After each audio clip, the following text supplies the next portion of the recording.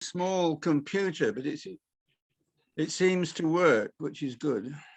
So now you're being recorded. The meeting's being recorded. They're letting you know that. Okay, I'm all set. Excellent. I am as well. So,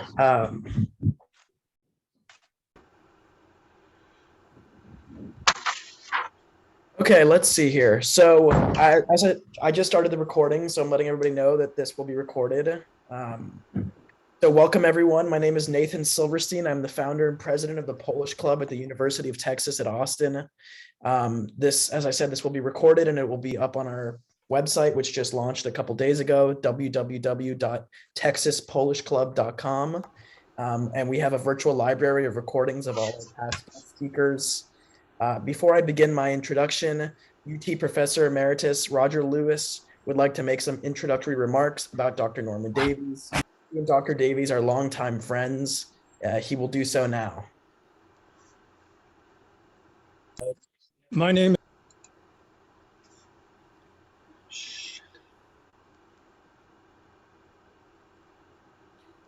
You're on mute.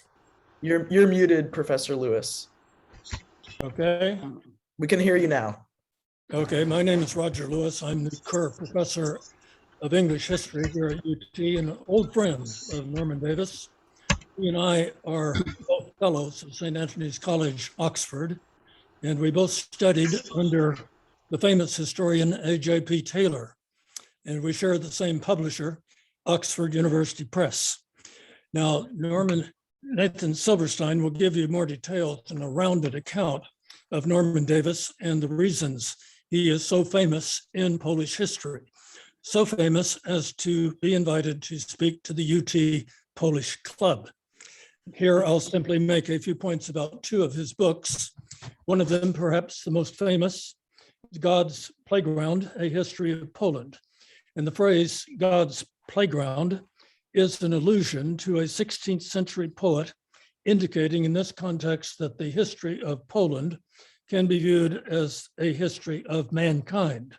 It weaves together the Ukrainian, Lithuanian, German, and Jewish communities in the Polish context and pursues the theme of Poland joining the European Union in 2004. God's Playground is commonly regarded as the best book on Polish history in English. The other book that I want to mention is his book bearing the title The Isles, commonly known as the British Isles, but Norman Davies's purpose is to emphasize the four component parts rather than the usual dominant British theme. In other words, a history of Wales, Scotland, and Ireland, as well as England. It reverses the Anglo-centric or British theme. In other words, by emphasizing the cultural history of the four components. And the result is iconoclastic. Iconoclastic in the sense that it rebels against British history and offers a rather jolting challenge to the history of the British Empire as well as Britain itself. This, in other words, is a fundamental work that stands alongside his history of Poland. In his famous work on Polish history, he emphasizes Ukrainian dimension as essential to Polish history itself. And I therefore hope that perhaps in the question section of today's presentation, that he can be persuaded to say a few words about Poland and the Ukraine. Thank you, Roger. Thank you, Professor Lewis, very much for your remarks. So again, I would like to welcome everyone and thank you all for being here. I'm required by the University of Texas at Austin's policies regarding student organizations to read the following disclaimer. Tonight's event is being hosted by the Polish Club at UT, a registered student organization. This is not an event sponsored by the University of Texas at Austin. The views expressed tonight are of the student organization / invited guest speaker and do not represent the views of the university or its officers. I would also like to take a moment to thank our co-sponsors. Joining us today is the Polish Consulate in Houston, the Polish American Council of Texas, or the PACT, the Austin Polish Society, or APS, the Polish Heritage Center, UT's Center for Russian, East European, and Eurasian Studies, UT's Center for European Studies, UT's Department of History, UT's Department of Government, UT's Students for Central and Eastern Europe, and the Texas A&M Polish Association. We thank you all for being here. With that said, I am thrilled to introduce tonight's speaker, Dr. Norman Davies. Dr. Davies is a Welsh-Polish historian. He is best known for his work on the history of Europe, Poland, and the United Kingdom. Dr. Davies is a professor emeritus at University College London, a visiting professor at the College de Europe, and an honorary fellow at St. Antony's College, Oxford. He was formerly the UNESCO professor at the Jagiellonian University in Krakow. Dr. Davies earned his BA in history from Magdalen College, Oxford in 1962, his MA from the University of Sussex in 1966, and his PhD from the Jagiellonian University in 1968. Starting in 1971, Dr. Davies taught Polish history at the School of Slavonic and East European Studies of University College London, where he was professor from 1985 to 1996. Afterwards, he became supernumerary fellow at Wolfson College, Oxford, from 1997 to 2006. Dr. Davies has lectured in countries around the world, including Australia, Japan, and most of Europe. Dr. Davies has published many books, but for the sake of time, we will focus on the ones about Poland. In 1972, Dr. Davies published White Eagle, Red Star, the Polish-Soviet War of 1919 through 1920. In 1981, Dr. Davies published God's Playground, which is considered the definitive history of Poland. In 1984, Dr. Davies published Heart of Europe, a briefer history of Poland. In 2000, Dr. Davies's Polish publisher Znak published a collection of his essays and articles under the title The Wawel Dragon on the Thames. In 2001, Dr. Davies published Heart of Europe, the Past in Poland's Present. In 2002, Dr. Davies wrote a history of the Polish city Wrocław titled Microcosm, Portrait of a Central European City. In 2003, Dr. Davies published a history of the Warsaw Uprising titled Rising 44, The Battle for Warsaw. In 2012, Dr. Davies published the story of Polish captain Witold Pilecki called The Auschwitz Volunteer, Beyond Bravery. In 2015, Dr. Davies published Trail of Hope, The Anders Army, An Odyssey Across 3 Continents. Dr. Davies also writes articles for the mass media. He has written for the BBC, The Times, the New York Review of Books, and The Independent. Dr. Davies is an incredibly decorated historian. President of the Polish government in exile, Edward Bernard Raczyński, decorated Dr. Davies with the Order of Polonia Restituta in 1984. In 1998, Polish President Aleksander Kwaśniewski decorated Dr. Davies with the Grand Cross of the Order of Merit of the Republic of Poland. In 2012, Dr. Davies was decorated with the Order of the White Eagle, Poland's highest civilian award. In 2014, Dr. Davies was granted Polish citizenship. He has honorary doctorates from the Jagiellonian University and the universities of Lublin, Gdańsk, and Warsaw. Dr. Davies is an honorary citizen of the Polish cities of Warsaw, Wrocław, Lublin, and Krakow. Today, Dr. Davies will be delivering a speech entitled Assimilation in Historic Poland. However, given the current war in Ukraine, Dr. Davies will be directing his remarks on assimilation more to Ukraine, 400 years of Polish rule, 300 years of Russian rule. Before we start today's event, I would like to provide everyone with a brief roadmap of how the event will proceed. Dr. Davies will speak for 45 minutes to an hour. He will then take Q&A for 10 to 15 minutes. Q&A will be open, meaning that everyone is free to ask questions. We just ask that attendees not ask overtly political questions. We also ask that attendees ask questions related to Dr. Davies' speech topic rather than general questions. I will call on people who use the virtual raise hand feature over Zoom on a first come, first served basis. It is my great honor to now welcome one of the most renowned scholars of Poland in the world, Dr. Norman Davies. Well, thank you very much, Nathan, for those overkind remarks. I'm delighted to be speaking to you again at UT in Austin, which I visited many decades ago and several times. But as has already been said, today's event is overshadowed by the sad events in Ukraine. So I shall be redirecting my remarks somewhat towards Ukrainian matters. So at the outset, I should make sure that everybody understands that the term historic Poland and Ukraine are overlapping concepts. Today, Ukraine and Poland are separate countries, nations, as you would say in America. But historically, for many centuries, they were bound together.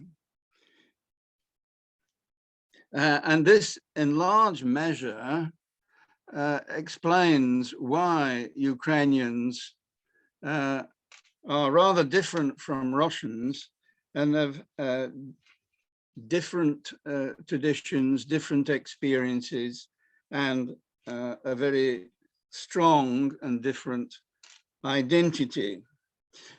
Make no mistake, the long history of Poles and Ukrainians has often been conflicted, especially in the 19th and 20th centuries.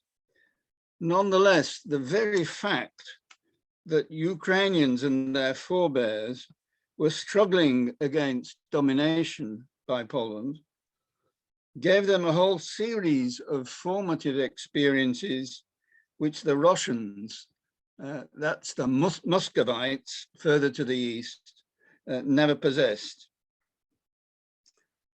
Another preliminary remark about conflicting interpretations of history. Since in recent centuries, the former Grand Duchy of Moscow grew from its modest origins on the Volga into the Russian Empire, the largest empire on earth, stretching from the Baltic to the Pacific.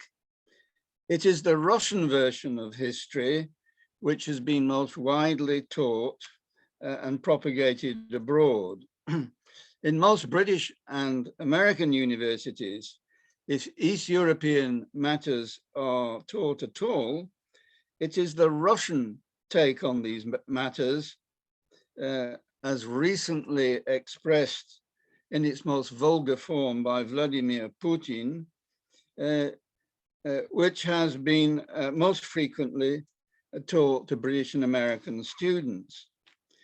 Polish, Ukrainian, and indeed Jewish perspectives have not enjoyed the same publicity. And it is the devil of a job to try and sort out fiction and fact and fake narratives. One fact, however, is not in doubt. Ukraine, means the borderlands, the frontier. It is in many ways the counterpart in Europe of the place of Texas on the North American continent. And Ukraine, incidentally, is a very similar size to Texas, which by European standards means pretty big.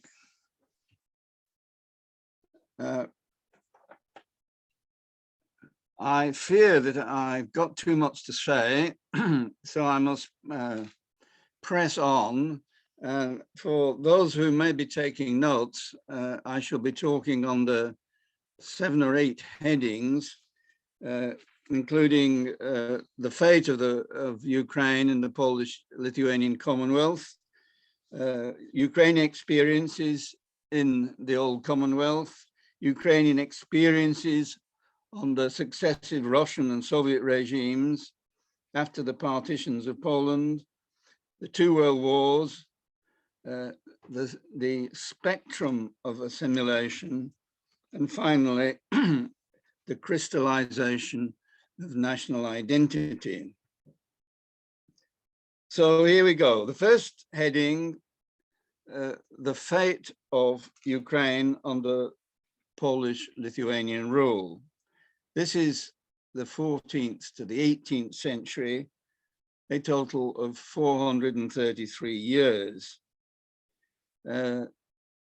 Kiev, the historic capital of Ukraine, was captured by the pagan Lithuanians in 1362.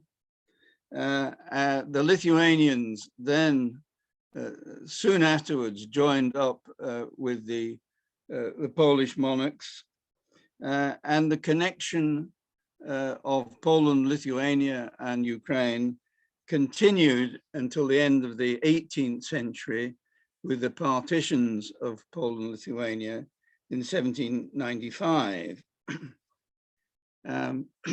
But to pick a middling date, 1569, the middle of the 16th century, the Union of Lublin, when Poland and Lithuania changed from being a dynastic state into being a constitutional commonwealth. In 1569, the whole of Ukraine lay inside the Kingdom of Poland. And for the next 220 years, chunks of Ukraine were bitten off and swallowed by the Grand Duchy of Moscow, later the Russian Empire, and later by the Soviet Union. Three dates are relevant in this story. 1667, when eastern Ukraine, east of the Dnieper, including Kiev, were ceded to Moscow.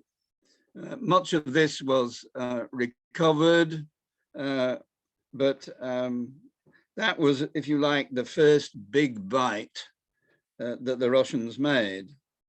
The second, 1793 to 5, the second and third partitions of Poland, central Ukraine, the biggest part of Ukraine, was ceded to the Russian Empire.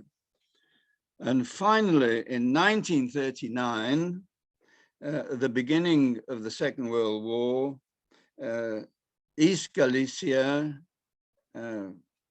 what the Ukrainians call West Ukraine, the last bite of the cherry, East Galicia with the city of Lvov or Lviv, was seized by Stalin and added to the USSR. So over that period, the whole of Ukraine started off inside the Kingdom of Poland and ended up in the Russian Empire or the Soviet Union. Now the second heading, Ukrainian or rather Ruthenian experiences under Polish rule.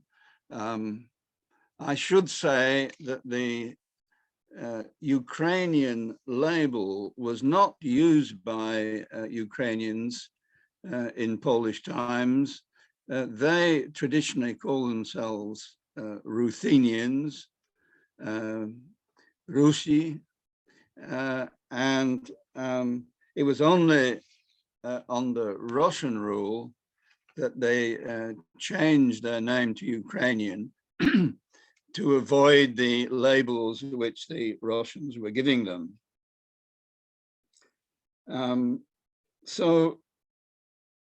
Ruthenian experiences under Polish rule.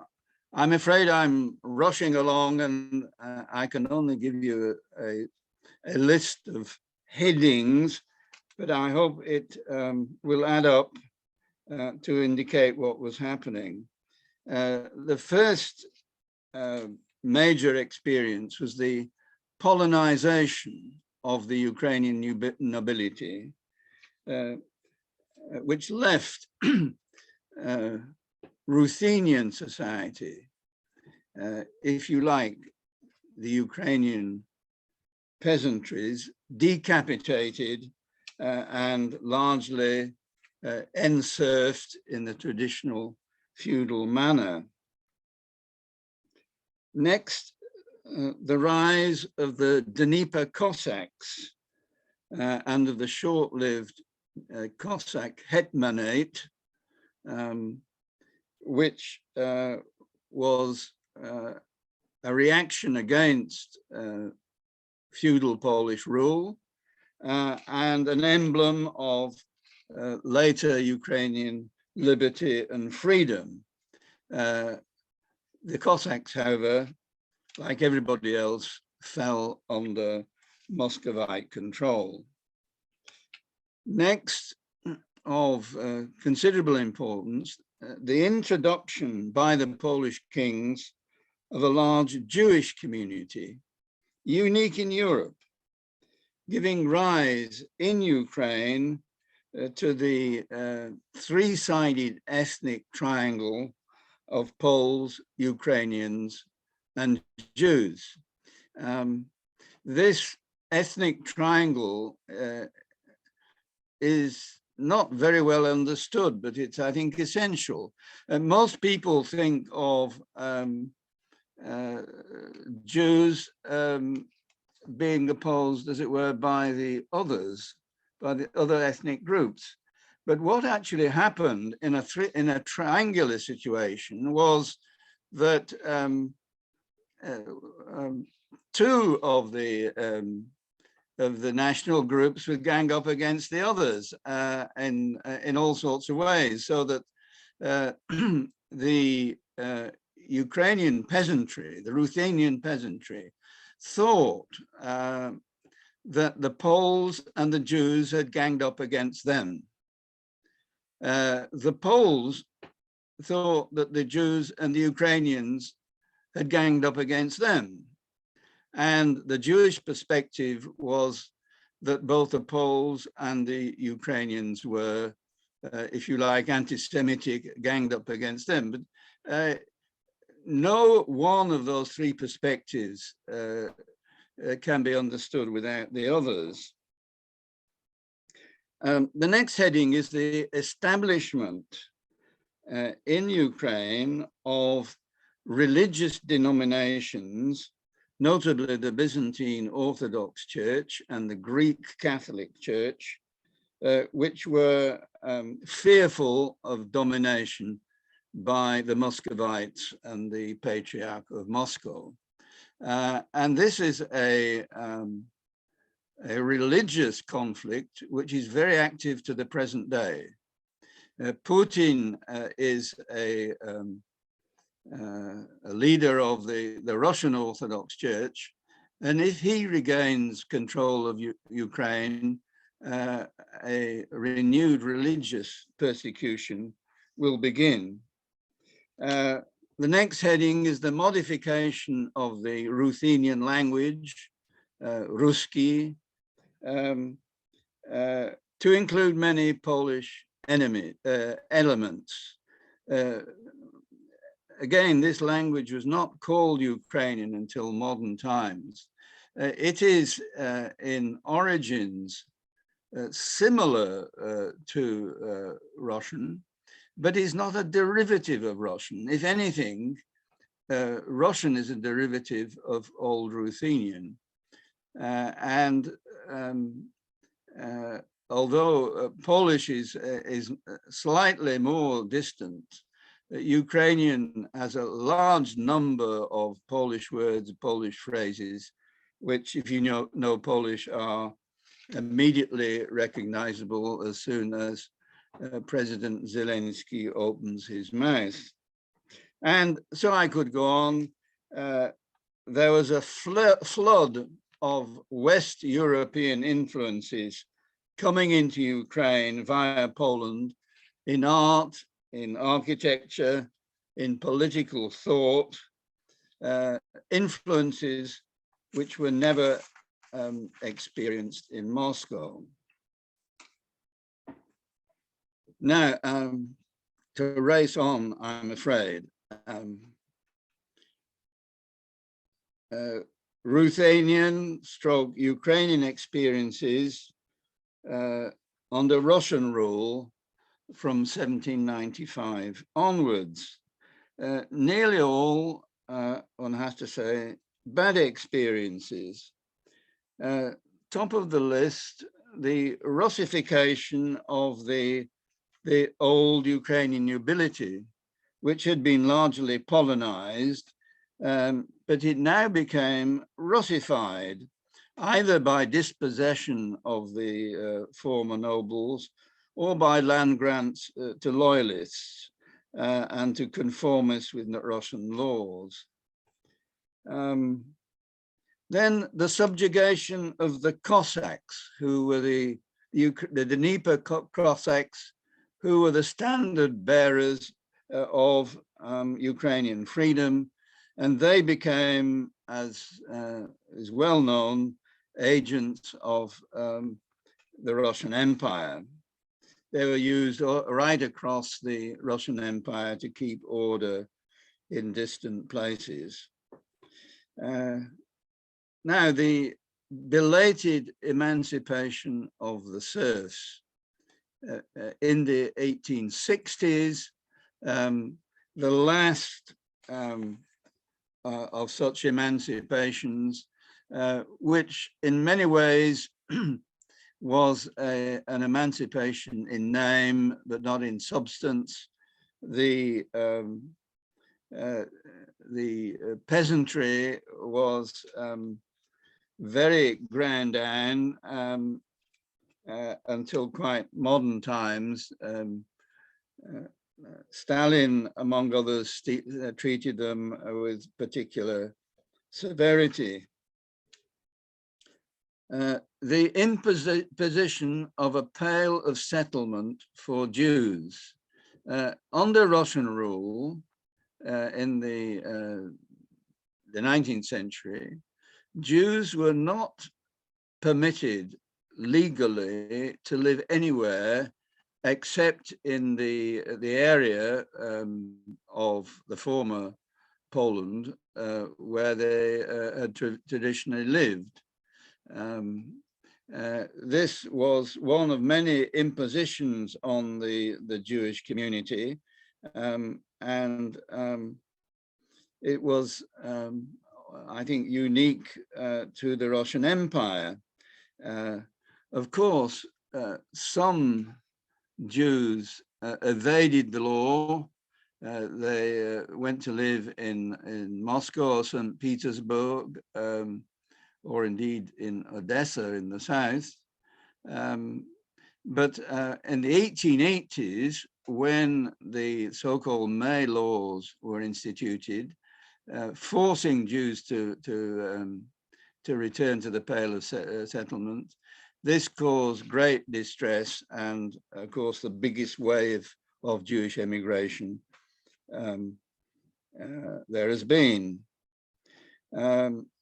In parallel to, as it were, to the maltreatment of Jews, you have the maltreatment of the non-Russian Orthodox Christian communities, in particular the Greek Catholic Uniates, who were treated by the Russians and by Stalin later, not only as heretics, but as traitors. And this is a very long and bloody story. The suppression of the Ruthenian language, Ukrainian as it was becoming to be known, and the promotion by Russian bureaucracy of so-called Little Russian identity. This is the cause of the Ruthenians changing their names to Ukrainian. They were officially supposed to admit to being Little Russians, which is a very dismissive phrase. As I've said, they had very different traditions, and in reaction to this attempt by the Russian Empire to turn them into little Russians, they began to call themselves Ukrainians. And you'll note that the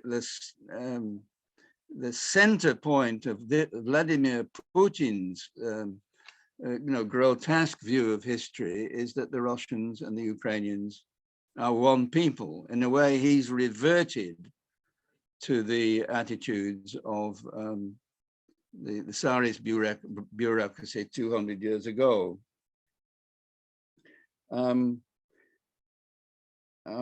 All the Western influences which had flooded in under Polish rule were, of course, blocked once the Russian Empire was established.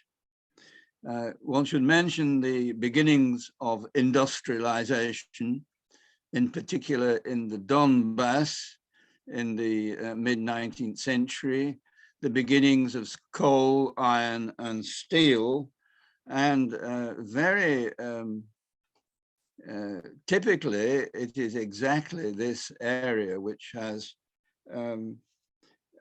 which Putin has been trying to reclaim as being part of Russia.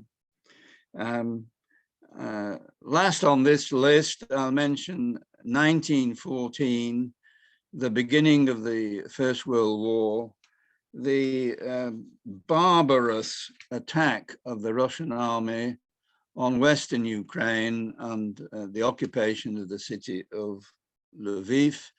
This was reminiscent of things which are happening in Ukraine today.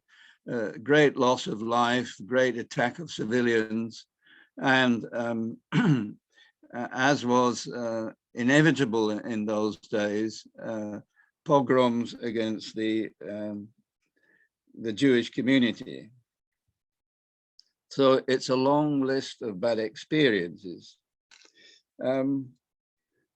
World War I, Ukraine formed a large part of the battleground between the Russian and German armies, and the scene, of course, of the striking German victory in 1917 to 18. This resulted in 1917, supported by Germany, the creation of an independent Ukraine, authorized not by the Bolsheviks, as Putin says, but by the provisional government of Alexander Kerensky. So World War I was a time of great change. But then we move into the period after World War I. I'm skipping over all sorts of complexities, but the immediate outcome was the creation of Soviet Ukraine, Ukraine as one of the Soviet republics, one of the founding members of the Soviet Union in 1923. Incidentally, the Bolsheviks didn't create the Soviet Union in 1917, as many history books say. So under Soviet Ukraine, you get another list of horrors. First one was the suppression of the independent Soviet Republic, which had been set up by Kerensky in 1917. Next came the reinstatement of the Ukrainian language by Stalin. And it was said that you could speak Ukrainian as long as you didn't say anything of importance in it. This was, if you like, religious freedom without the freedom of expression, the freedom to say anything of importance. But nonetheless, the Ukrainian language was re-established, and it did educate a generation, more than a couple of generations of native Ukrainian speakers. In 1929 came the forced collectivization of agriculture, in which many millions of peasants were killed or deported. And of course, Ukraine was the most fertile agricultural region of the Soviet Union, as it had been of the Russian Empire. And the misery of the peasants after 1929 is too horrid to be described. But in 1932-3 came another great atrocity, the Holodomor, the terror famine, in which Stalin deliberately starved to death over 4 million Ukrainians, a genocide in proportions approaching that of the Holocaust, and yet an atrocity which was successfully covered up at the time, and has only certainly in my lifetime been properly documented. 1937-38, you have the Great Terror, where hundreds of thousands of Russians and Ukrainians, all Soviet citizens, were done to death for no apparent reason at all. Stalin got something which Hitler never did, of killing people by numbers, simply issuing orders to the NKVD to kill 50,000 in that district, 40,000 there, 100,000 there. Absolutely appalling barbarity that is hard to equal. And last of my list, I'm sure it isn't the full story, but in 1939-40, at the beginning of the Second World War, there was a mass deportation of Poles by Stalin. Over 2 million Poles were deported to Siberia, and many, of course, were dead within a year. The average life expectancy in those Siberian camps was 1 winter. And then we come to World War II, which of course deserves much more than the very rapid treatment I have to give it. But there are 1 or 2 sort of elementary facts which are rarely understood. Ukraine was the cockpit of the Soviet-German war, this titanic war on the Eastern Front between the Nazi-run Wehrmacht and the Soviet Red Army. The death toll by the war and by events during the war was astronomical. At least 1.5 million Jews were murdered in Ukraine during the Holocaust, and about 10 million Ukrainian civilians were also killed by one means or another. It's important to realize that Germans didn't occupy Russia. What they occupied was the Baltic states, Belarus, and Ukraine. And Ukraine was the biggest chunk of it. And that's where most civilians died. And yet one constantly hears this red herring of 27 million Russians being killed in the war. It wasn't Russians, it was 27 million Soviet citizens from all the 15 republics. And the biggest chunk of civilians were Ukrainian dead. At the end of the war, Stalinism was reimposed with all its consequences. The last remaining Poles of Ukraine were expelled en masse, and to complete the picture, the Ukrainian nationalists who had attempted to revise Ukrainian fortunes before and during the war were scourged and eliminated. Here one has to make an important distinction.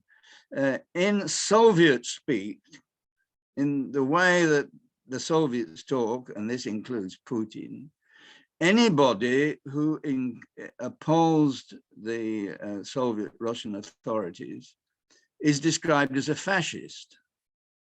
In our language, that doesn't mean they were fascists. There was a small group of Ukrainians who were fascists, but the Russian terminology describes anybody, democratic, religious, Jewish, Polish, anybody who was a political dissident is called a fascist. You note that Putin is calling Volodymyr Zelensky a fascist or a Nazi, which is grotesque. But this language complicates all the discussions we have about the Second World War on the Eastern Front.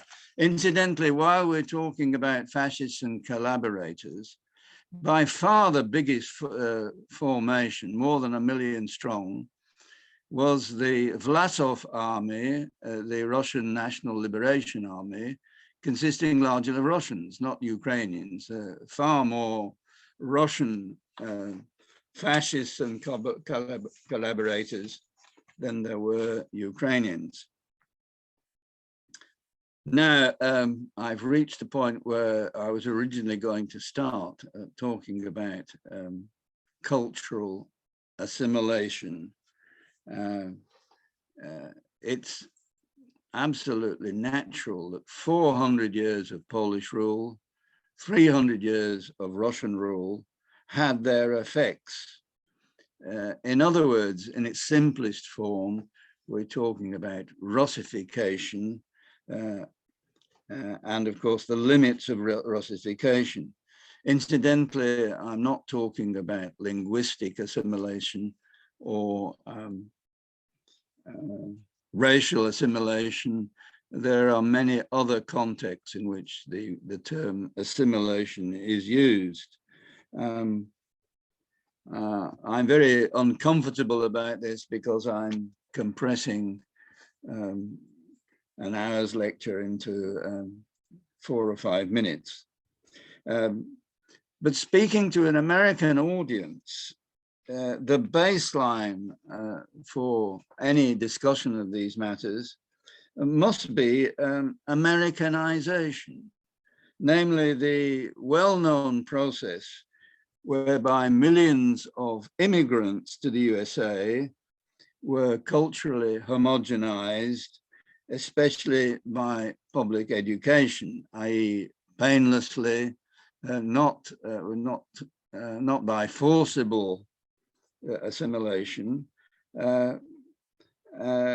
The so-called melting pot, a phrase coined by a British-born Polish Jew called Israel Zangwill in a play in 1908 attended by the first President Roosevelt. Now, what is clear from those experiences 100 years ago of Americanization, it is quite possible in 1 or 2 generations to transform the cultural orientation, the native language, and the loyalties of a population. It's quite possible. and let me just stress that so two aspects of assimilation that I mentioned, that there's much more to it than this, but language is one and loyalty is the other. If you like, in the US context, it's teaching immigrants to speak English, to become English-speaking Americans. And that has, of course, been hugely successful, at least until the Latinos came along, and they don't seem quite as keen to accept English as all the others did. But in parallel to that is loyalty. In the American context, this is teaching children to salute the flag, to sing this, whatever, the Star Spangled Banner, to build up a loyalty to their new country. And one has to say that although these two aspects have enjoyed much success in the American context, elsewhere, it isn't true that linguistic assimilation goes hand in hand with new loyalties. As a British person, I give you the obvious example of Ireland, which was subject to English rule, English rule, for, well, whatever, since the 12th century. And 95% of the population has been assimilated into the English language. The overwhelming majority of Irish people speak English, but by God, they aren't English people. Their loyalty is not to England. They have their own republic, they have their own traditions, and their loyalties are very clearly Irish. And this is a very good parallel to understand Ukraine. It's about 30%, possibly a bit more, of the population of Ukraine who have become native Russian speakers. The capital of Ukraine, Kiev, or Kiev, Kiev is Ukrainian. Kiev, of course, is Russian. And as usual, we have learned about these things via Russia. But the fact that a third of the population speaks Russian does not mean that they are dying to be ruled by Russia. Quite the opposite. They're like the Irish.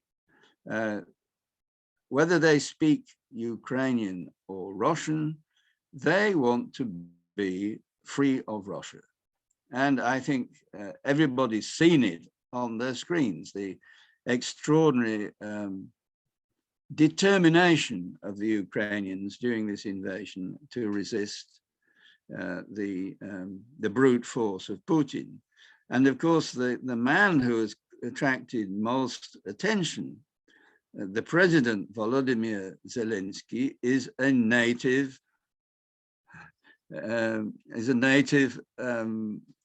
Russian speaker. When he appears on television, he's speaking either to the British House of Commons or I think recently to the American Congress. He's speaking Russian, not Ukrainian. But his loyalty is transparently not to Russia, but to Ukraine. In other words, assimilation, whether we're talking about Americanization in North America, Russification in Eastern Europe, Polonization, Germanization, and all the others, are never totally effective. There's a wide spectrum of assimilatory efficiency, and Ukraine is no exception. The level of assimilation in Ukraine varies, I think, according to sectors. For example, the linguistic sector might be 30%. The religious sector is something similar. The majority of Ukrainian Christians have rejected the Russian Orthodox Church.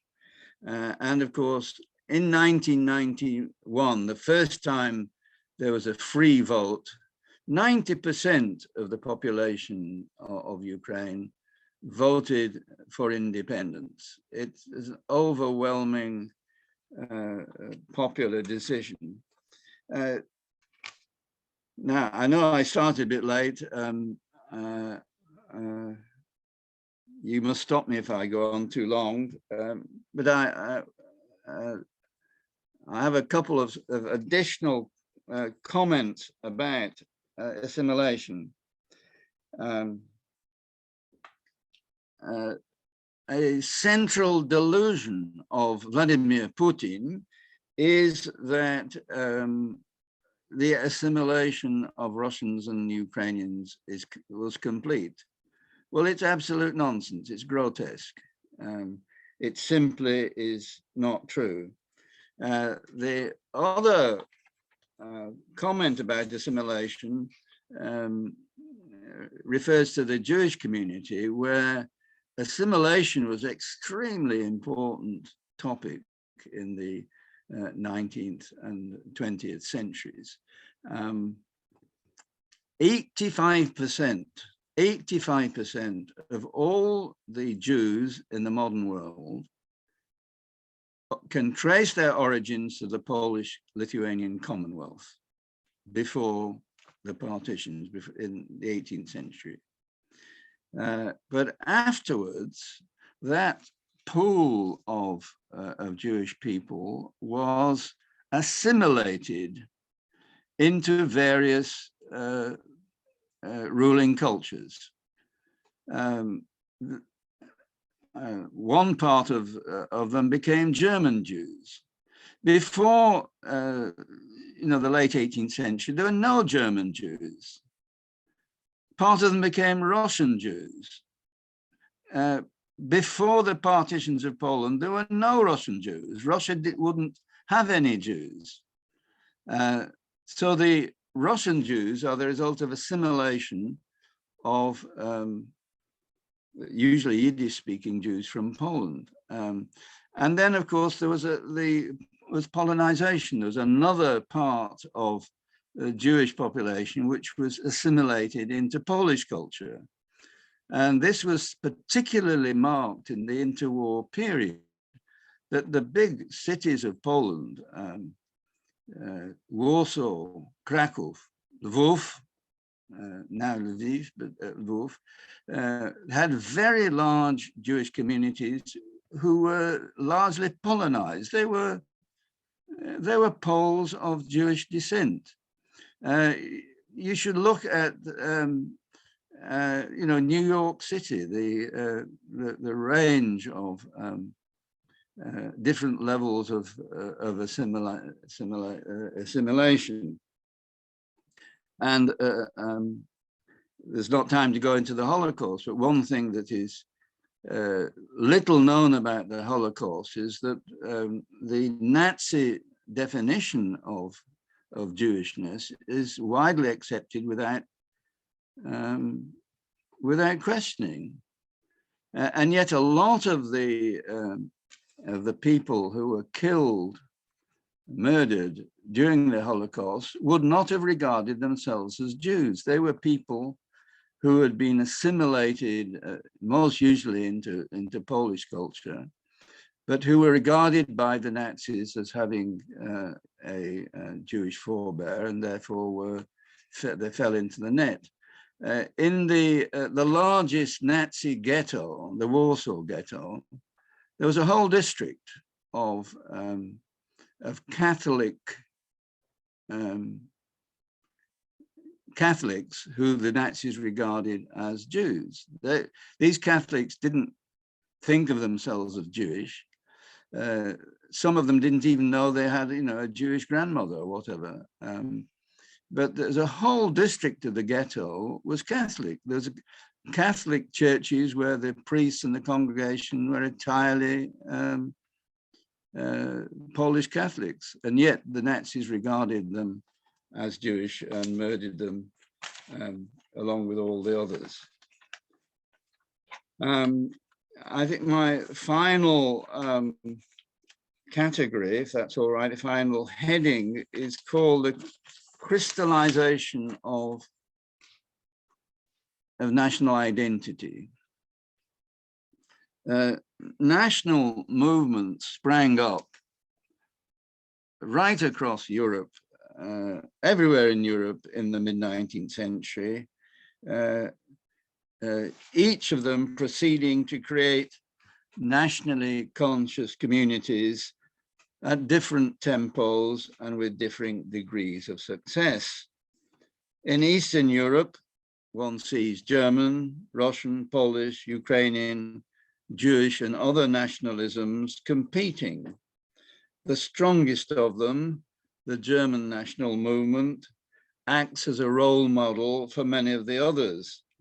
The weakest of them, perhaps the Belarusian national movement, is suppressed and never heard of again.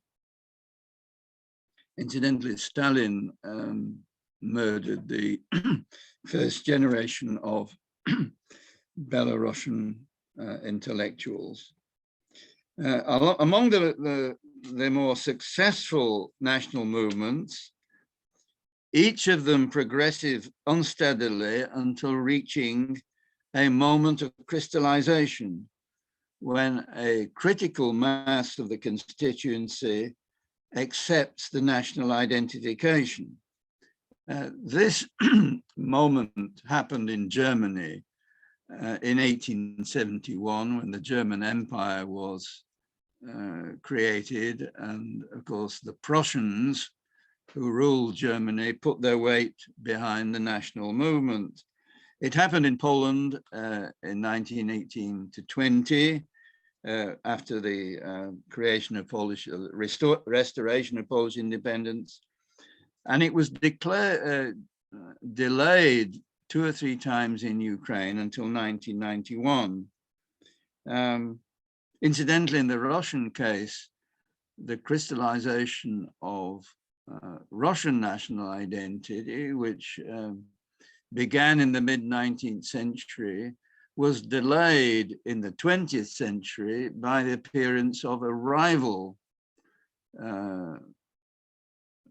phenomenon, Sovietization, the attempts to create a new Soviet identity, a supranational identity involving all the 15 republics of the Union. And oddly enough, it's only after the collapse of the Soviet Union that Russian identity has crystallized as ferociously as it has under Vladimir Putin. In Ukraine, 30 years of independence since 1991 have gradually strengthened national identity. It has been a process of 2 steps forward, 1 step back, and so on. But what one can say, I think, without hesitation, is that the present invasion of Ukraine has provided the moment when Ukrainian national identity has finally been crystallized. Putin, in opposition to what he intends, is actually forging the steel of Ukrainian identity, which will last much longer than the present episode. So to conclude, Poland was subject to foreign rule for something like 150 years. Ukraine was subjected to foreign rule to 700 years, 400 under Poland, 300 under Russia. Today, both Poland and Ukraine have entered the phase of their history when they are both capable of supporting an independent sovereign existence. And it's exactly for that reason, that a desperate Vladimir Putin has chosen to attack Ukraine and to force changes on it. However, please step back a moment and evaluate how very limited Putin's successes have been. Ill-informed commentators say that Putin is rebuilding the Russian Empire or restoring the Soviet Union. That is a gross exaggeration. In the 14 years since he went on the warpath, Putin has not reclaimed the republics of Central Asia. Except for two tiny slices, he has not recovered the republics of the Caucasus. He has no hope of laying his hands on Poland, the Baltic states, and other members of the former Soviet bloc. And in 8 years of war against Ukraine, he has seized one seaside peninsula, one of Ukraine's 20 cities, 2 small industrial districts, and perhaps 5 to 10% of the territory as a whole. Putin is not winning. If he did ever have a dream of reviving a great empire like Peter the Great, that dream is in ruins. And given proper support, Ukraine will prevail. Thank you.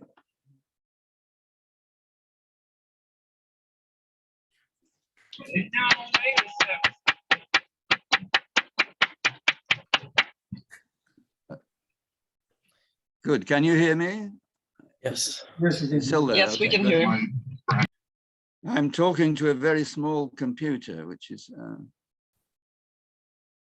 hello. Always like predicted like at least. Thank you very much, Dr. Davies. That was an incredible speech. And everyone already joined me in giving you a round of applause. So thank you again. Now we can move on to the Q&A section. So everybody on the bottom bar of the Zoom, there's a button called reactions. If you press on that, you'll see an option to click raise hand. And so that's how we're going to be doing this. Alternatively, if you really struggle with that, I can also be looking through the gallery to see if anyone's actually just physically raising their hand. So with that said, I see we already have one question from Mr. Hittinger. So Mr. Hittinger, if you'd like to ask your question. Yes, thank you, Professor Davies. John Hittinger, I'm a director of the John Paul II Institute in Houston, Texas, and we love your work and appreciate this talk. I wanted to ask you about the importance of the religious diversity in Ukraine now, the fact that we do have Roman Catholics, the Uniads, the autocephalous Ukrainian Orthodox Church, and that schism when the Russian Church would no longer commune with the Ukrainian Orthodox Church. Wasn't this a sign of what was coming? And secondly, would you say Europe and the United States are pretty blind to these questions of the importance of religion and make it difficult for us to know what's going on in this war? Thank you. Well, my answer is yes and yes.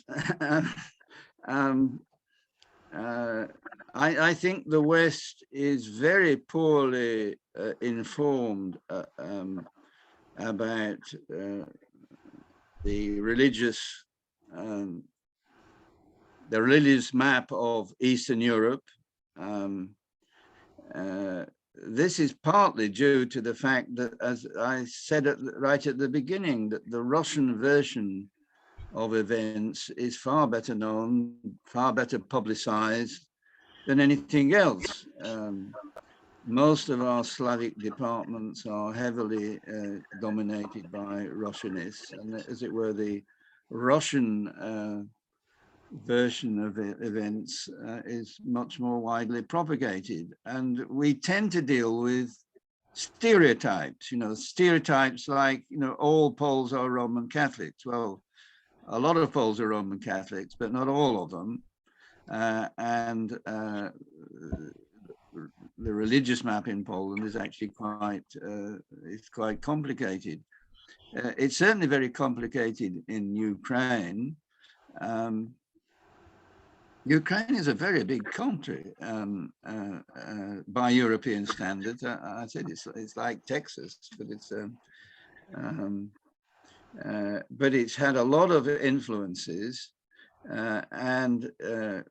but throughout the last 3 centuries, all Russian governments, including the Soviet government, have tried to enforce religious homogeneity on Ukraine. They have, repeatedly, from the 19th century onwards, they have repeatedly forced, by bloody, brutal force, killing people, deporting priests and so on. They have tried to turn all Ukrainians into Russian Orthodox. And this means repeated attacks on the Greek Catholics, the Uniates, and of course on the Byzantine, the Greek Orthodox, who recognize the Patriarch of Constantinople, and on others, and the religious diversity is one of the sources of resistance in Ukraine to Russian rule. And there's this terrible background of religious persecution. Not in my lifetime, Stalin was killing Greek Catholics in Western Ukraine, where my wife's family came from. And people remember these things. So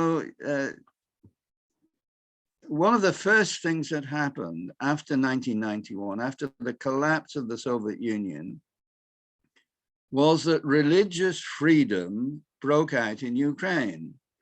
And this meant that the Greek Catholics who had been banned in the Soviet Union set up shop again.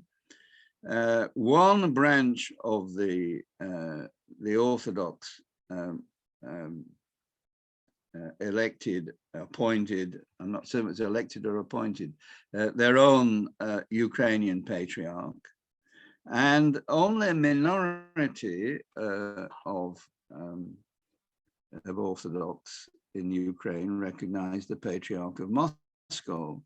But Putin is hand in hand in religious matters with the Russian Orthodox Church, which is extremely intolerant. The Russian Orthodox don't appreciate other Christian denominations, and it's a major source of friction. Now, as to the question of religion in general, I think it's fair to say that because of the very long history of religious persecution in Ukraine, religious identity is stronger than it is in countries where religious freedom has been taken for granted for generations. So this is indeed a primary issue in Ukraine. And it's the memory of religious persecutions, grandmothers telling their grandsons what used to go on in not too distant times, which helps put the backbone into the Ukrainian resistance. Thank you. All right, let's see. Dr. Łukaszewski. I think I have to unmute Dr. Łukaszewski. Dr. Łukaszewski, you're muted. If you, Okay, I'm sorry. Dr. Davies, thank you very much for a very insightful and very informative presentation, and so much relevant to today's events in that region. I have two questions. One quick question is, what impact current events, the reception of Ukrainian refugees in Poland, will have on the future, in your estimation, and future relations with Ukrainians in the broadest sense, not only inter-ethnic, but also security. In the background of my question is the proposed security structure, including Ukraine, Turkey, US, and Poland. How will this shape it in your estimation? And the second question is related to your interview with Dr. Frost recently, in which you said that every historian has an intellectual filter through which he sees history and writes it. And my question is, if I may ask it, what is your filter? How do you describe your own filter through which you see history? Thank you very much again. Wow. Refugees, I think that this tremendous influx of refugees is going to have an impact in all sorts of sectors. It's changing almost at a stroke Polish-Ukrainian relations. As I say, many Poles, many Polish families have bitter memories of their expulsion, their persecution in Ukraine, both by Stalin and in some instances by Ukrainian nationalists. And those bitter memories die hard, but they seem to have been overcome almost at a stroke by this crisis. Poles, as never before, have been opening their houses to Ukrainian refugees by the hundreds of thousands. It's they're not dribs and drabs. I had a phone call this morning from Krakow saying that it's incredible that 10,000 Ukrainians milling around outside the station in the afternoon, and by the evening they've all been taken in. There's no refugee camps in Krakow, but people simply coming down to the station with their car or their van and saying, hop in, taking people home. So this impact is going to be, I think, fundamental. I should say that in the last 10 years or so, or perhaps 15 years, Poland has received a lot of Ukrainian workers. Once Poland joined the European Union, masses of Polish workers went off especially to Britain. We've got 1 million Poles in Great Britain at the moment. And their place in Poland was taken by Ukrainians. So Polish-Ukrainian relations have been gradually improving as people became more familiar with each other. But the recent crisis has overwhelmed everything. There's signs being made there. Is it to me? Sorry, I can't hear anything. The other part of the question was about security. This is not really one of my areas, and it is a sector which is changing very fast. The security structures of Eastern Europe have been very closely limited to NATO.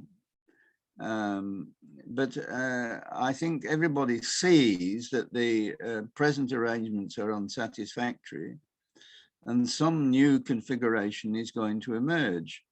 You mentioned Turkey, which is a member of NATO, but a rather special case.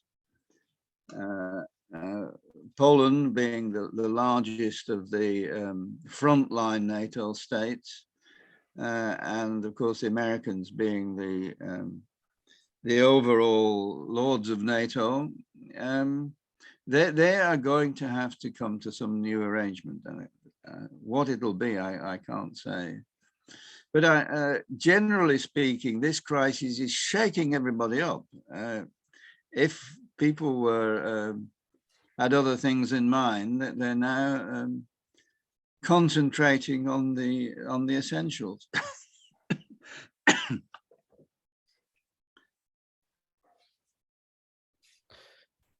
All right. Okay. Ms. Hunt and Dr. Davies, just let us know how many more questions you'd like to take. We know that we're already, I will take the punishment as long as I can.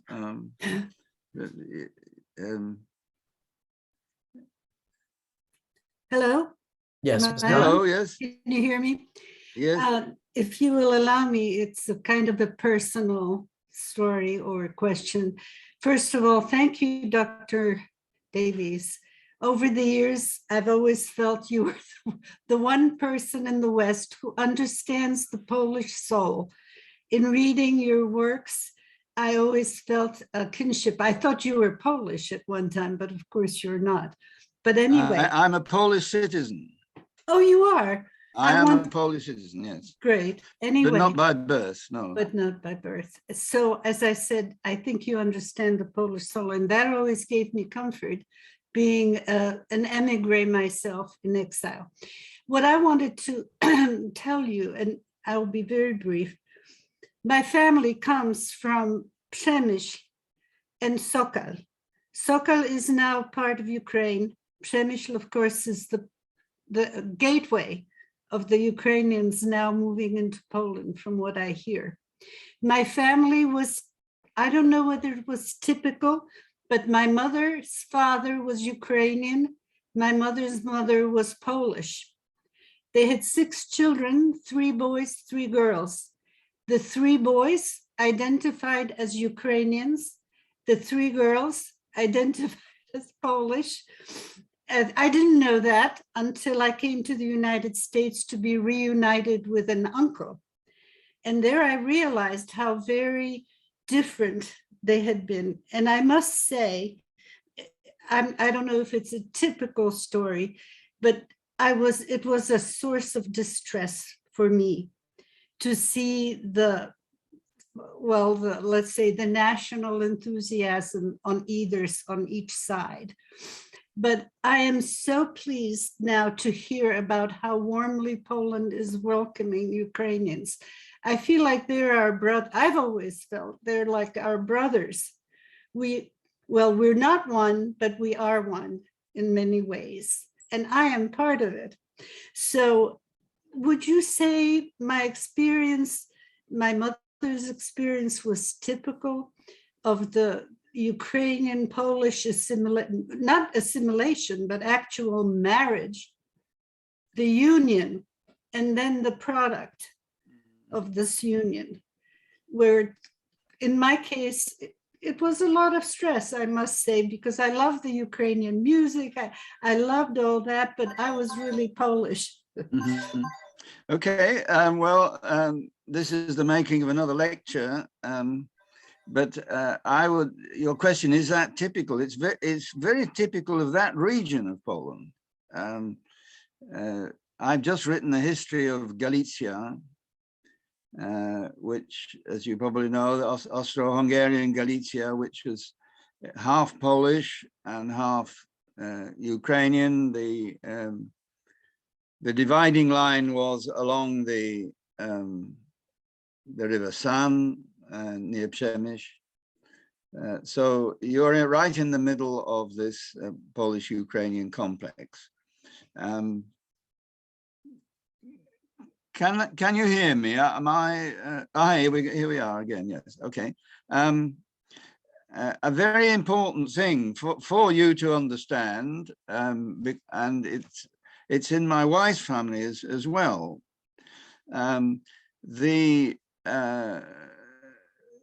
The Ukrainians of East Galicia were mainly Greek Catholics. All right. The Poles were mainly Roman Catholics, but the two branches of Catholic Church had intercommunion. That meant that Poles and Ukrainians could intermarry without any obstacle. The Catholic Church was not very keen on intermarriage, but in this case, there was no barrier at all. So that many families in that region didn't know whether they were Polish or Ukrainian.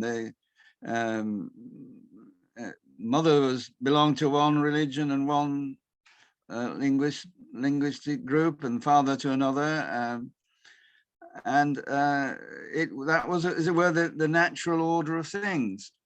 When I was a student in Oxford, I met a gentleman who came exactly from your area, from Yarosław, and he was a judge, and he described the conditions before the war in the countryside in your region, and the peasantry, the Polish and Ukrainian peasantry, habitually intermarried. If there was a Polish village with a Roman Catholic church, a Polish girl would usually marry a Ukrainian from the neighboring village and become a Greek Catholic. But similarly, Greek Catholic girls could marry a Polish man, and in both villages, the Ukrainians and the Poles, the Roman Catholics and the Greek Catholics were all mixed up together. They could all speak both languages.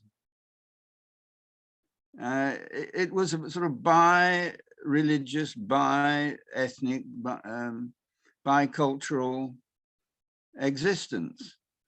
I could tell you a lot more about all of that, but that, as it were, was normal in those parts. But one of the sad things that happened is in emigration.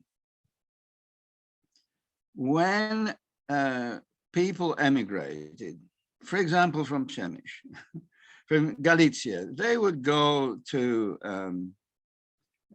the frontier at Oświęcim. They would get on a train, they would go to Hamburg and sail off to America, usually in the company of Polish, Ukrainian, Jewish people, all from the same area on the same boat. But the minute they landed in America, they all went in different directions. The Poles would go to Polish-American parishes, right? The Ukrainians would go to Ukrainian communities. Very often they would go up to Canada rather than to America. And of course, the Jewish people who were neighbors in Przemyśl or Krakow or Lvov, they would go to Jewish communities wherever, and they would lose the sense of being related to all the others. And I think in emigration, there was more distress and sort of conflict than there was at home. Anyhow, I can't go on too much. I think I have to contest what you talked about in the Polish soul. I'm not certain whether Polish souls exist. It's a bit like the Slavic soul, isn't it? Which that's a bit of a dubious category. I don't know. I'm just writing an essay about Chopin, and that's when you begin to believe that there really was a Polish soul. Good. Well, are there any more questions or? Yes, there are 4 other questions. So once again, just let us know whenever you would like to cut the Q&A off. The next question, I'm just doing this in the order that it came. The next question is from my dad, Robert Silverstein. Thank you. Can you hear me? I can hear you very well. Thank you, Dr. Davies, very much for your tremendous talk. I wanted to also start on a bit of a personal note, just to let you know that God's Playground not only is the amazing work that it is, but I purchased it many years ago to impress my Polish then girlfriend and future wife. So I wanted to thank you for being a part of our family in a way that I don't know if you've ever heard that compliment before, but it is both an intellectual work and also something that affected us in a personal way too. But I wanted to ask this question. Towards the end of your comments, you said that given the proper support, Ukraine will prevail. And I wanted to ask you, given what we are seeing real time, these world shifting events unfold, if you could speak to President Biden, what would you urge him to do now before it's too late to give proper support to Ukraine?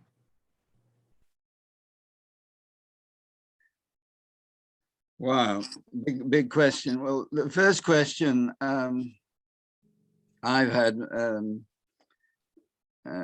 many stories about God's Playground.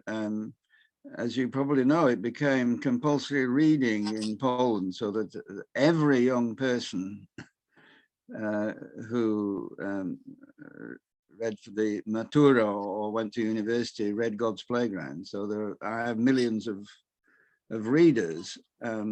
And quite often married couples would fight over it. I remember one couple, one woman ringing me up saying that, you know, we've got a copy of God's Playground, but my husband is always reading it. So I had to send her a second copy so that they could each sit in bed and read their copy of God's Playground. But yes, it's had a remarkable history until the present government of Poland, of course, which has crossed me off their reading list. But that is perhaps a badge of honor. Now, oh dear, I very much hesitate to advise President Biden.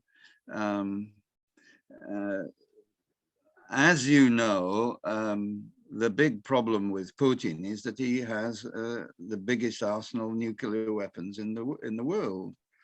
And I don't think he's mad, but he's certainly desperate. His dreams are all falling apart, and people in that state of mind, you know, really can be dangerous. I think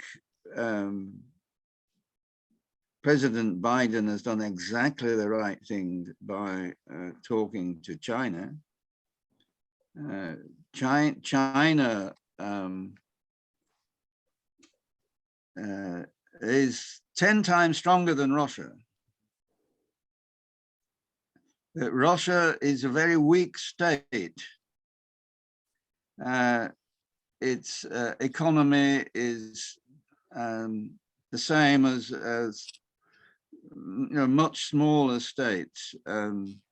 The GDP of Russia is considerably lower than that of Poland per capita. And Putin is, gosh, I think I've been cut off. No, you're there. Am I still there? Yes. Yes. I've lost my picture, but okay. Yeah, We can see you. Russia is very weak. China is very strong, and China is taking the place of Russia as it were, the second superpower in the globe. So Biden is quite correct to talk to the Chinese. I think he's wrong if he's, as it were, threatening the Chinese in some way, not to help Russia. He should be encouraging the Chinese to play a mediating role and to rein the Russians in, because the Chinese can do that much more satisfactorily than the Americans could. The immediate need, of course, is to provide effective defensive weapons for Ukraine, but that seems to have happened.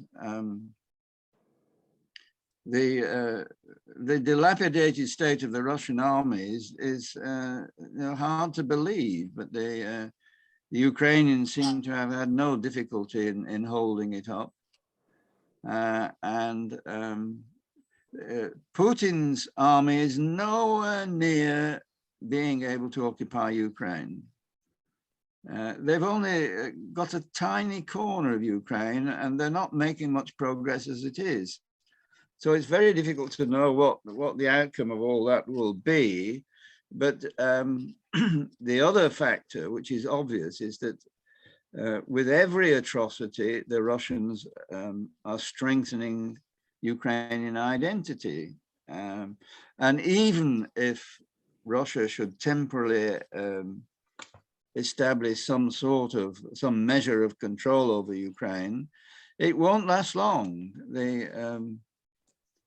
I think there's a growing possibility that Putin will be overthrown. That the Russians themselves will gradually understand what's going on, and the whole thing is going to collapse. And I think an independent Ukraine is going to be confirmed. It may have some limits on its military position. It may have to accept some form of neutrality. I don't know. But I think Zelensky is pretty smart, and he's smart because he understands the solid support that he has. I think we have to keep our cool. I don't think Putin has any hope of attacking NATO. NATO is much, much stronger, and of course he's nuclear armed.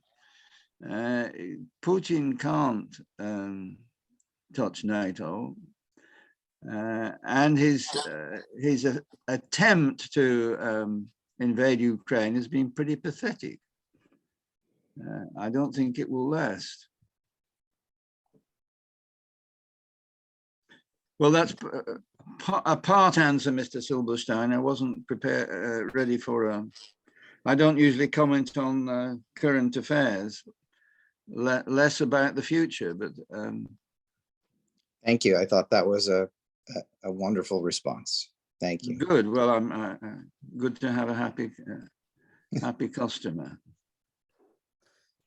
All right, next question from Mr. Bartoszewski. Incidentally, I can't see anybody. Oh, here we are again. I can. All right, I guess he is not there anymore. Next question from Mr. Mazurek. Professor Davies, thank you very much for a very enlightening lecture. I'm calling from Baltimore, Maryland. I'm with the Polish Heritage Association of Maryland and the National Katyn Memorial Foundation, and a librarian of the Polish National Alliance Council here in Baltimore. My question goes back a little bit in history. I wonder if you could speak to Pilsudski and Petlura, their Right. plans to try to have a federation of Poland and Ukraine after uh, the Civil War in Yeah. 1919. Was that ever really viable, do you think? Gosh, this is one of the big ifs of history. Pilsudski took control of independent Poland at the end of 1918, much at the same time as independent Ukraine was established. And they were natural allies against the Bolsheviks, in that the Bolsheviks were trying to overthrow both independent Poland and independent Ukraine. And during the War of 1920, when Lenin sent his Red Army into Poland, Pilsudski made an alliance with Petlura, and the Polish army marched to Kiev. Kiev, okay. In nearly all the English language history books, the march to Kiev is called Poland invading Russia. Most people don't understand that Kiev was not in Russia in 1920. It was the capital of independent Ukraine. So the whole discussion starts, on false premises. The problem was that Petlura in Ukraine was not in strong enough not in a strong enough position to defend himself. And the Bolsheviks overthrew the independent Republic of Ukraine, whereas they failed miserably, as you know, in Warsaw. Now, in terms of wider strategy, Pilsudski, as the leader of the largest, what they call the border states, the border of Russia, he tried to form a federation of border states from Finland in the north all the way to Georgia. And this didn't come about for a number of reasons, partly because some of the potential members, like Ukraine, couldn't defend themselves. But there were other, like the real difficulty was with the Lithuanians. The Lithuanians wouldn't ally with the Poles because of the question of Vilna, which was largely a Polish city, but which they regarded as the capital of Lithuania. And the Lithuanians just were impossible to persuade that that they should join the bigger picture of defending themselves against the Bolsheviks than fighting over one city. And the the divisions between these border states led to their downfall. In due course, Stalin picked them all off one by one. And not only did Pilsudski's federation never take off, the whole of independent Eastern Europe was overthrown in 1939 and divided up between Hitler and Stalin.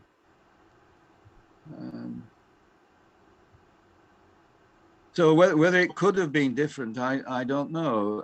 But Pilsudski on his own was not able diplomatically to organize these border states into an effective federation.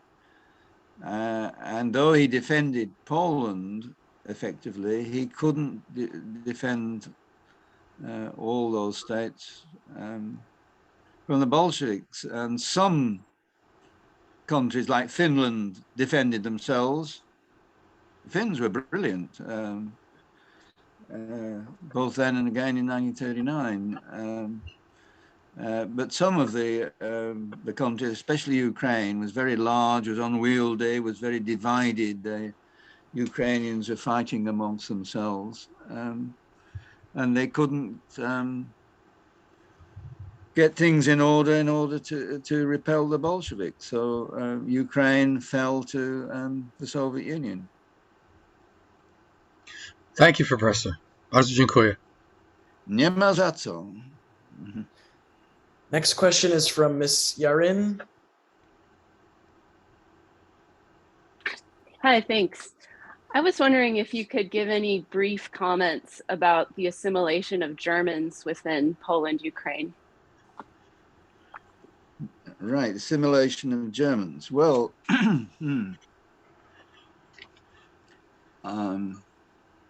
the German population in Poland was largely in the West.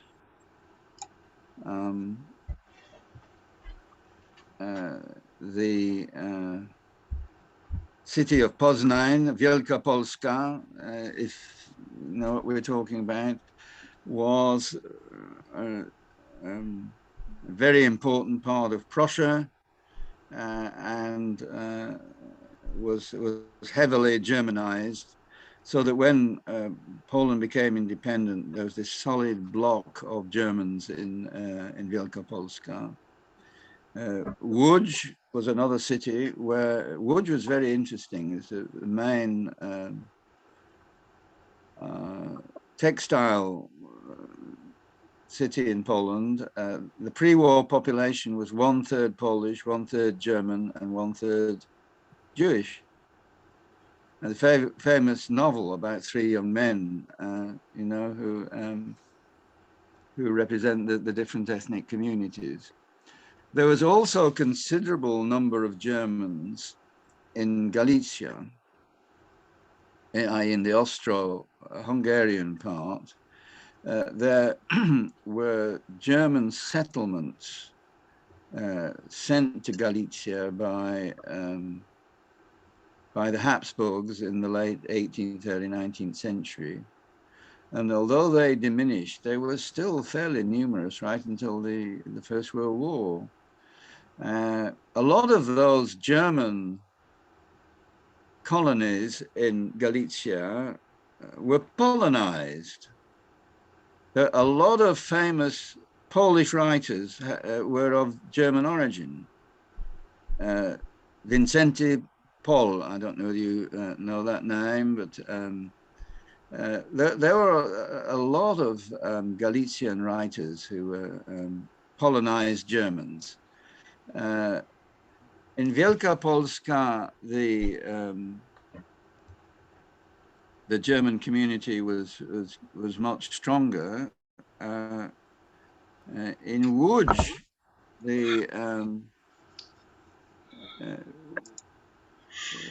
Łódź was tragic, really, in that when the Second World War came, the Jewish third were rounded up and murdered. The German population took over, and Łódź became Littmannstadt. So it was a short period of Germanization, and then after the war, the German population were expelled. Anyhow, I'm getting into complications. The German question was never reached a clear conclusion before all Germans were expelled from Poland in 1945 as a result of the Potsdam agreements, the Allied agreements. So the question of Polonization of Germans or Germanization of Poles came to an end before it was really resolved. But the German influences in Poland is very strong in all sorts of ways. Germany, whether you want it or not, is Poland's main Western neighbor. And it's extremely influential in all sorts of ways, culturally and economically, politically, you name it. And happy to say, Polish-German relations are greatly improved in recent decades, largely because Germans have transformed their attitudes. Unfortunately, the Russians have not. The Russians are in many ways unreconstructed. Putin has been going backwards, like he's gotten back to the, I don't know, the 18th century. And Russian attitudes are a great barrier to reconciliation. And Polish-Russian relations are nowhere near as good as Polish-German relations. Mr. Bartoszewski, he was in line earlier. His mic wasn't working. Now he's back on. So. Great. Thank you so much, Dr. Davies.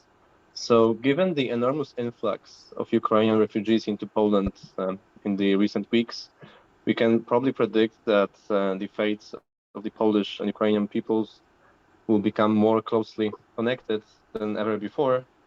Do you think that this situation creates a need for a sort of formal reconciliation between the Polish and Ukrainian governments over the darkest chapters of our mutual history, much like it was done between France and Germany after World War II, in order to ensure a firm modus operandi of peaceful coexistence in the future? Well, there's more than one question there. I think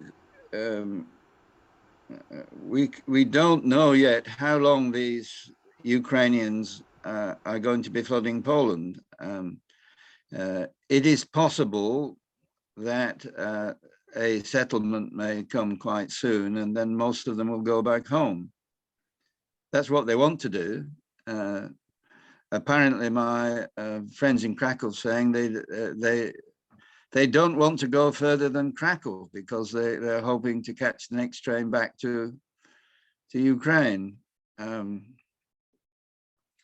But if it goes on for a longer time, then there is going to be an ongoing issue. As for sort of historical reconciliation, this has taken place to a considerable extent, at least at sort of official levels and academic levels. I think that a lot of the problem is in popular attitudes. Like my mother-in-law came from Lvov, and I can remember what her views were about Ukrainians. Although the household was full of Ukrainians, and they,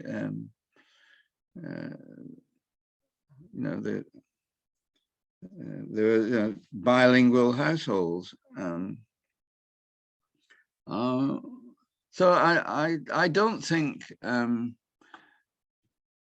historical reconciliation is as urgent with the Ukrainians as it is with the Russians. But how on earth do you talk to Russians? They are a closed society, and it's very, very difficult to initiate any process of mutual understanding.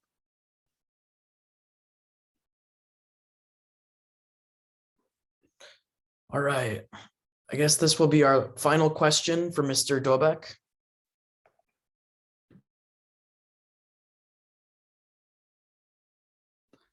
We can't hear you. You're muted, Mr. Dobek.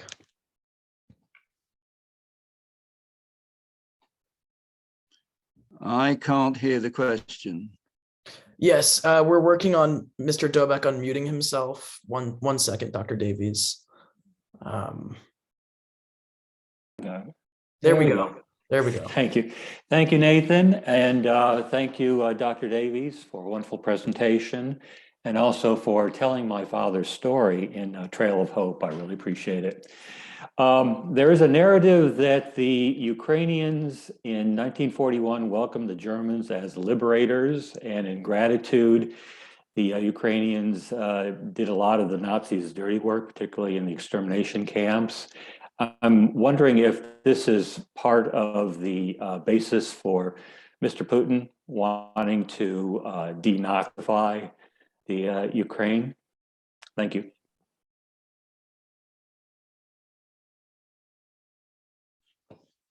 Thank you very much. You started with Trail of Hope. I get more correspondence about that book than about anything else. There are huge numbers of grandsons and granddaughters these days of soldiers of the Anders Army who are eager to learn more about their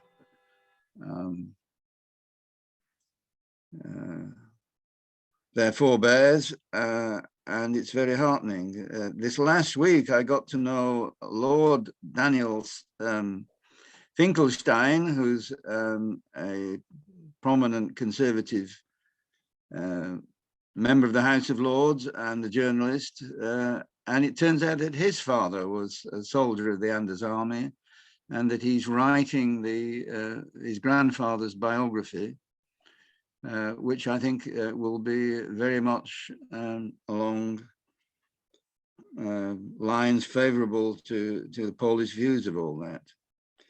Now, the other question. You mentioned Ukrainians welcoming the Germans in 1941. I think you have to start a bit earlier. In the First World War, a very different set of Germans supported the Ukrainian national movement. And the German army, having defeated the Russian army, occupied Kiev and protected the infant Ukrainian Republic. So Ukrainians in general had a sort of very positive memories of Germans. And in the interwar period as well, Ukrainian activists who couldn't operate in the Soviet Union often operated from Germany. So in 1941, when the Nazi Wehrmacht invaded Ukraine, advanced into Ukraine, I think it was very natural for Ukrainians to welcome the arrival of the Germans. But under the mistaken delusion that these were the same sort of Germans that had been there 30 years before in the First World War. And what happened, Stepan Bandera, who was the leader of the Ukrainian nationalists, declared an independent Ukrainian republic again in July 1941. And he was promptly locked up by the Gestapo and put in a Nazi concentration camp, played no further part in the war.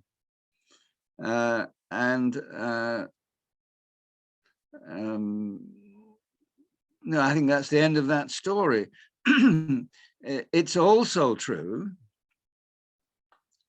that a small number of Ukrainians collaborated with the German Nazis. The Waffen SS, which was the army branch of the SS, recruited one division of Ukrainians. It was called the 15th Grenadier Waffen SS Galician. And that's an incredibly small number of men for a very big nation. There were 3 times as many Hungarians in the Waffen SS, 3 times as many, Swedes and Danes and Norwegians, Frenchmen, Belgians, you name it. All the occupied countries had except for Poland. The Poles never supplied a Waffen SS division. All the other occupied countries did, and Ukraine was special in providing a very small number, 1 division. And these Ukrainian collaborators were not particularly involved in Nazi crimes. I don't think the Waffen SS Galician was involved in Nazi crimes at all. By far the biggest group of collaborators were Russians. General Vlasov, 1 million strong. That's how many times? 20 times more Russians than Ukrainians. But you never hear of it. The Russians talk about Ukrainian fascists like it's nonsense. You mentioned, I think, concentration camp guards. This is another frequent red herring. In 1941 to 44, the Germans took roughly 4 million prisoners of war from the Red Army. And those people were starved to death. They were put in enclosures, given no food or water or shelter, and they were just left to die. And of course, they resorted to all sorts of horrors, cannibalism, and you name it. And then the SS would come along and said, now lads, not feeling a bit hungry, do you want a decent meal? We've got a job for you. And if anybody volunteered, they were given a meal, then put in a uniform and sent as a guard to a concentration camp. These weren't volunteers in the normal sense. These were people coerced into working for the Germans, on pain of death. And these ridiculous prosecutions of concentration guards, as though they were freely recruited and so on, is really outrageous.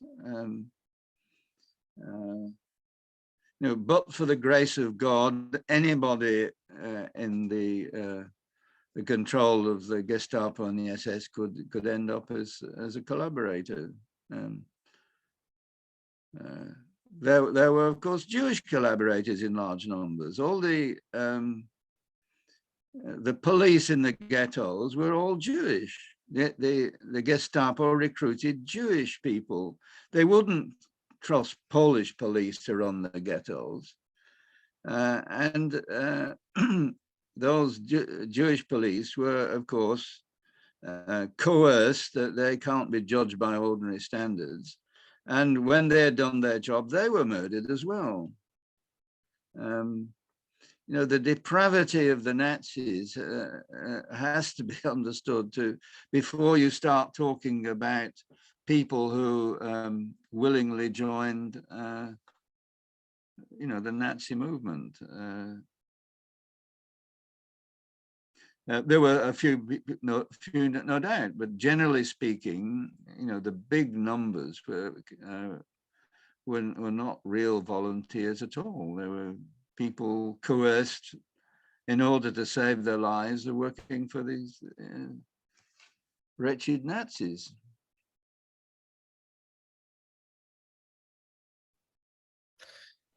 All right, well, that will do it for Q&A. Thank you so much, Dr. Davies, for your time, for your speech, for your thorough responses. We appreciate your kindness, your time, and your wisdom. I think I speak for most, if not all of us here when I say that you're an inspiration to us all, and we are so grateful for all you've done for Poland and Polish history. So thank you so much, and we really appreciate it. Nathan, may I ask another question, or may I add an addendum? It's up to Dr. Davies. Yeah. May I? I just wanted to kind of add on to what Mr. Dobek said about the trial of hope, because my mother, my sister and my grandmother were deported by the Russians and ended up in Kazakhstan, where I was born during the war. Right. And then we went with Anders' army. My father was with the army, and we went with the army into the West, of course, into Tehran, Palestine, and then England. So just wanted you to know I'm of that age that I lived through it. And thank you so much. I didn't know about the book, but I'll be very interested. You also mentioned a book, somebody mentioned about Galicia. What was the name of the book? Well, Trail of Hope is Szlak Nadziei in Polish, and published in English by Osprey Books. It's a fine book. It's a lot of illustrations, and I say it has a lot of readers. I think you'd enjoy that. What was the other thing you said?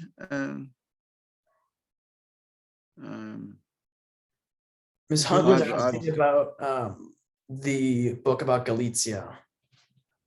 Oh yes, the book on Galicia is written, but it's sitting in the editorial offices of my publisher in Krakow.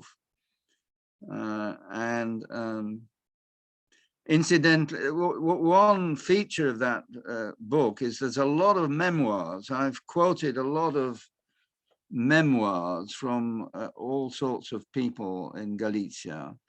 I've been very careful to not to make it a Polish history. Galicia had a big Polish population, a big Ukrainian population, a big Jewish population.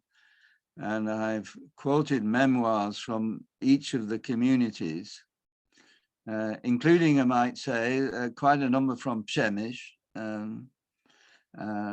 Very interesting memoir by the grandmother of Premier Bielecki, Jan Krzysztof Bielecki, who was premier in the 1990s. His grandmother came from Przemyśl and was educated in a Catholic convent in Przemyśl, became a teacher, and I've used her as an example of a young Galician woman. So there'll be something for you to read about all of that.